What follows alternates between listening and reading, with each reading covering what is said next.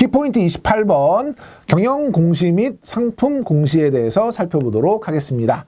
경영공시는 크게 일정한 기간마다 공시하는 정기공시와 수시공시, 기타공시 이렇게 나누게 되는데요. 정기공시는 결산기에 공시하는 결산공시, 요걸 좀 미리 당겨서 분기결산에 대한 공시라는 분기공시 두 개로 나누게 되죠. 결산공시는 결산일로부터 3개월 이내에, 분기공시는 분기 결산일로부터 2개월 이내에 해야 되고요. 공시기간은 3년이에요. 정기공시가 됐든 수시공시가 됐든 3년 같이 기억해 주시고, 다만 분기공시에서 2, 4분기 임시결산공시는 결산공시 전까지 한다라는 거 시험에 가끔 출제되는 지문이기 때문에 기억해 주시고, 수시공시는 정기공시와 다르게 특별한 사항이 발생했을 때 공시하는 거기 때문에 즉시 공시한다. 발생 시기가 정해져 있지 않다는 거 챙겨주시고, 수시공시 항목은 즉시 공시할 만큼 특별한 경우예요. 그래서 법령에 의한 주요 조치사항, 뭐 적기 시정조치 이런 것들 얘기하는 거죠. 주요라고 하는 단어가 들어가고요. 거액의 손실, 거액이라는 단어, 중대한 변동, 변경, 영향, 또 정부기관 또는 뭐 대주주 이런 식으로 특별한 용어들이 들어가는 일상적이지 않은 상황이 발생했을 경우, 그때 수시공시 항목에 해당이 됩니다. 간혹 다음 중 수시공시 항목으로 볼 수 없는 것은, 그러면 일반적으로 늘 일어나는 일인지 아니면 특별하게 갑자기 생기는 일인지 요거를 판단해서 정리해 주시면 될 것 같고요. 상품공시하고 보험 안내자료인데요. 상품공시는 상품 요약서, 상품 설명서, 사업 방법서, 약관을 공시하고요. 보험 계약 관리 내용을 연 1회 이상 고객에게 제공하도록 하고 있습니다. 여기에 보험 안내 자료에 반드시 기재된 사항과 기재해서는 안 되는 사항이 나누어져 있는데요. 특히 여기 이제 제가 표시해드린 요 내용들은 꼭 기억해 주셔야 됩니다. 보험회사의 상호나 명칭, 보험금의 지급 제한 조건, 해지 환급금에 관련된 사항, 예금자 보호에 관련된 사항, 그 다음에 분쟁 해결이나 민원에 관련된 사항, 이런 것들은 이제 반드시 기재를 해주셔야 되고요.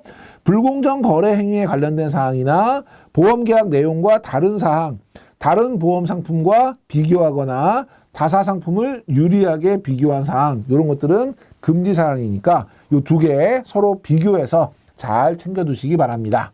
함정을 찾아라 보겠습니다. 보험상품 비교 공시를 통해서 계약자별 가입한 상품의 주요 정보를 확인할 수 있다. 비교 공시는 생명보험협회에서 여러 회사의 상품들을 비교하기 위한 것이기 때문에 계약자별로 주요 정보를 확인할 수 없죠. 계약 관리 내용을 통해서 확인할 수 있고, 보험회사의 홈페이지를 통해서 본인 인증을 거친 후에 알 수 있는 내용이고요. 두 번째, 불완전 판매 비율은 수시 공시 항목에 해당한다. 불완전 판매 비율은 기타 공시 항목에 해당이 되죠. 불완전 판매 비율 뿐만 아니라 뭐 지급 준비에 관련된 내용이라든지 의료 자문에 관련된 내용이라든지 다양한 내용들이 불완전 판매 비율을 포함해서 기타 공시에 해당됩니다. 그래서 여러분이 기타 공시에 대한 내용들도 다시 한번 점검해 보시기 바랍니다. 키포인트 29번 변액보험의 공시에 대해서 살펴보도록 하겠습니다. 자, 변액보험은요, 보험회사 공시실을 통해서 특별계정 운용 현황 공시에서 특별계정, 그러니까 보험회사 전체의 기준가격, 기간별 수익률, 연한산 수익률, 이런 운용 현황을 공시하고요. 두 번째, 변액보험 운용 설명서라고 해서 변액보험에 대한 안내죠. 상품이 어떤지, 변액보험의 운용 흐름이 어떤지, 특별계정의 운용 현황은 어떤지 전반적인 변액보험 상품의 운용에 대한 설명서를 제시하고요.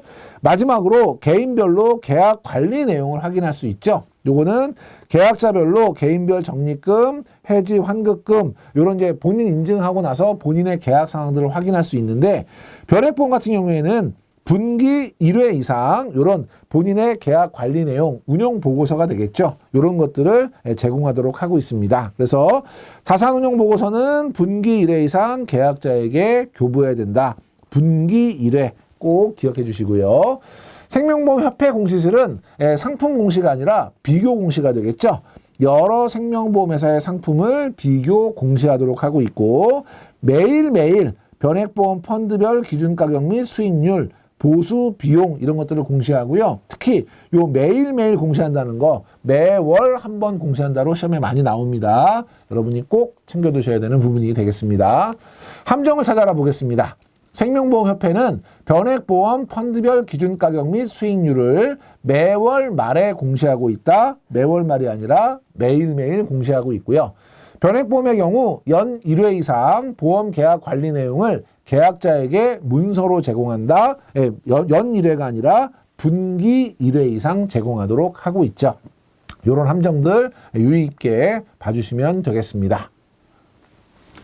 수수료 안내표에 대해서 함께 살펴보도록 하겠습니다. 자, 수수료 안내표는요, 가입자에게 보험 계약의 체결 과정에서 제공을 하고요. 수수료 안내표니까 글자 그대로 수수료를 안내하겠죠. 그래서 보험 관계 비용들, 예를 들면 사업비에 해당하는 계약 체결 비용이라든지 계약 관리 비용이라든지 위험보험료, 순보험료 중에서 위험에 대비하기 위한 이런 비용들을 안내하고요.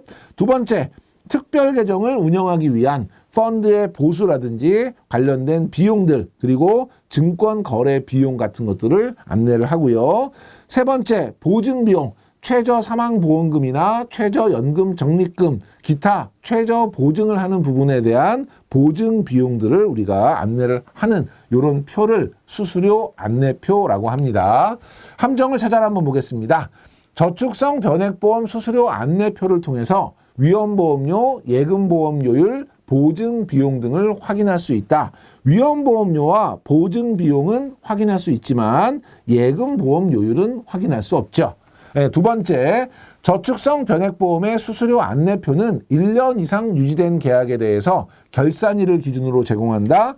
얼마나 유지됐느냐 상관없이 보험을 계약하시는 분에게 해당 상품에 적용되는 수수료를 안내하는 표기 때문에 기간 조건은 해당 사항이 없다. 이 부분도 잘 정리해 주시기 바랍니다.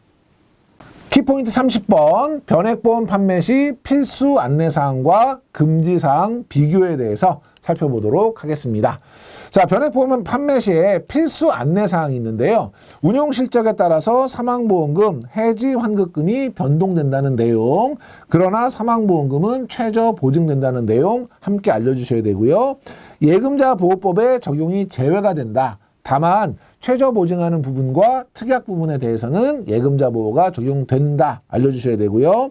원금 손실 가능성이 있다. 그리고 그 손실은 투자자에게 귀속된다. 알려주셔야 되고, 특별 계정 투입보험료, 특히나 납입보험료 전액이 펀드에 투입되는 것이 아니다. 그래서 사업비라든지 이런 것들이 공제되고 위험보험료 이런 것들도 계약 해당일에 다시 이체되고 이런 특별 계정으로의 투입, 운용 내용에 대해서 설명해 주셔야 되고요. 펀드의 종류, 그리고 펀드별로 주식 편입 비율과 같은 펀드에 대한 안내가 반드시 포함되어야 되고요. 변액보험 공시실의 사용 방법, 그리고 사용할 때 언제, 어떤 때, 어떤 공시실을 활용할 수 있는지 안내가 돼야 되고요. 펀드 변경 절차와 필요성, 그리고 관련된 비용이 있다면 비용까지 필수 안내사항에 포함이 되겠고, 자, 판매 시 안내하면 안 되는 금지사항, 첫 번째, 타 금융상품이나 일반 보험상품으로 오인하게 하는 행위는 금지가 되겠고요. 장래 운용 성과에 대해서 단정적인 판단을 제공하는 것 금지가 되겠고요. 자사에서 유리하게 특정 회사 또는 특정 기간만을 비교하는 거, 그래서 유리한 것만 마치 그 수익률인 것처럼 보여주는 거죠. 이런 것들은 금지하고 있고, 보험금, 해지 환급금을 보증해서는 안 되겠고요. 다만 보험금 중에 사망보험금, 최저연금 적립금은 보증할 수 있고요. 특별 이익을 제공해서는 안 되고, 허위 과장된 설명 금지, 손실에 대한 보상을 약속하는 것, 그러니까 이익을 우리가 보증하는 것도 안 되지만 손실을 보전해 주는 것도 안 되는 거죠. 그리고 중요 사항에 대한 불충분한 설명, 계약에 대한 부당한 대체 행위, 이런 것들은 금지 사항에 해당됩니다. 그래서 필수 안내 사항과 금지 사항 잘 비교해 주시면 되겠고요. 자, 판매 전에 교육은 4시간 필수적으로 받으셔야 되고, 보수 교육 매년 1회 4시간 이상 받으셔야 된다. 4시간 잘 기억해 주시고, 특별 계정에서 차감되는 재반 비용이 있는데요. 특별 계정 운용 관련 수수료, 예를 들면 우리 운영 보수, 그다음에 그 투자 일인 보수, 수탁 보수, 일반 사무 관리 보수 이런 것들은 적립금에 비례하죠. 그래서 적립금에 비례해서 공제가 되고요. 최저연금 적립금 이것도 역시 마찬가지로 적립금에 비례하고요. 최저사망보험금 보증, 최저사망보험금은 기본보험금이니까 결국 가입금액이 되겠죠. 가입금액이나 적립금에 비례하고 위험보험료는 기본보험료에 비례하겠고요. 납입 후 유지비 이것도 역시 기본보험료나 적립금의 비례가 되겠습니다. 그래서 그런 부분도 여러분이 같이 기억해 주시고 특히 위험보험료는 기본보험료에 비례한다. 시험에 가끔 출제가 되는 부분이니까 잘 챙겨주시면 되겠습니다. 함정을 찾아 알아보겠습니다. 특별계정 운용보수는 보험 가입금액에 대해서 일정률을 부과한다. 운용보수니까요. 가입금액이 아니고 적립금에 대해서 일정률을 부과하겠죠. 이런 형태의 지문들도 잘 챙겨두시기 바랍니다. 키포인트 31번 예금자 보호제도에 대해서 살펴보도록 하겠습니다. 자, 예금자 보호 지급기관은 예금보험공사죠. 만약에 재원이 부족할 경우에는 공사기 때문에 직접 채권 발행 등을 통해서 부족한 재원을 조성하고 있고요. 두 번째, 보호 대상 금융기관, 은행, 보험회사, 투자 매매업자, 투자 중개업자, 증권금융회사, 종합금융회사, 상호저축은행이에요. 여러분이 더 기억하셔야 될 거는 그 대상이 아닌 기관이 더 중요하겠죠. 농수축협의 지역조합은 예금보험 가입금융회사가 아니라는 거 잘 기억해 주시고 예금보험 가입금융회사의 모든 금융상품이 보호대상 예금에 해당되는 것은 아니죠. 그래서 가입 대상 기관이냐 또 중요하지만 그 기관 안에서 예금보호 대상 상품이냐 아니냐 이것도 여러분이 꼭 챙겨주셔야 되는 부분이 되겠습니다. 자, 보험금의 지급 사유는 두 가지로 나누죠. 1종 보험사고와 2종 보험사고. 1종 보험사고는 예금 지급이 정지된 경우를 1종 보험사고로 하고요. 2종 보험사고는 인허가가 취소가 되었거나 해산되었거나 파산되었거나 이런 경우를 2종 보험사고로 하고 있고요. 보험금의 지급은 1인당 금융기관당 5천만 원이죠. 이 5천만 원은 원금뿐만이 아니라 이자를 포함하는 개념이고요. 예금자 1인 기준인데 조심하실 거 개인뿐만 아니라 법인도 해당이 되는 것이고 대출금이 있는 경우에는 대출금을 먼저 상환한 후에 남은 금액을 기준으로 보호를 한다. 이것도 같이 정리해 주시면 되겠고요. 자, 보험금의 지급인데요. 확정 기여형, 우리 DC형하고요.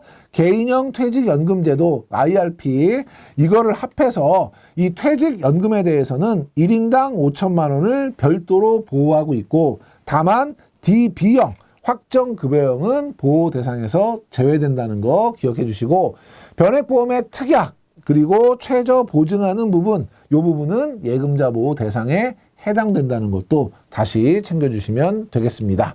함정을 찾아 알아보겠습니다. 금융기관의 인허가 취소의 경우 1종 보험사고에 해당된다. 1종 보험사고는 예금 지급이 정지된 거죠. 인허가 취소, 파산, 그 다음에 해산 이런 것들은 2종 보험사고에 해당이 되는 것이고요. 예금자가 법인인 경우에는 예금보험 적용 대상이 아니다. 법인도 개인도 대상이 된다 그랬고요. 농협의 지역조합은 예금자 보호대상 금융기관이다. 농수협, 농수축협의 지역조합은 보호대상에서 제외가 되죠. 그래서 이런 그 함정들 주의해서 문제 풀어주시면 되겠습니다.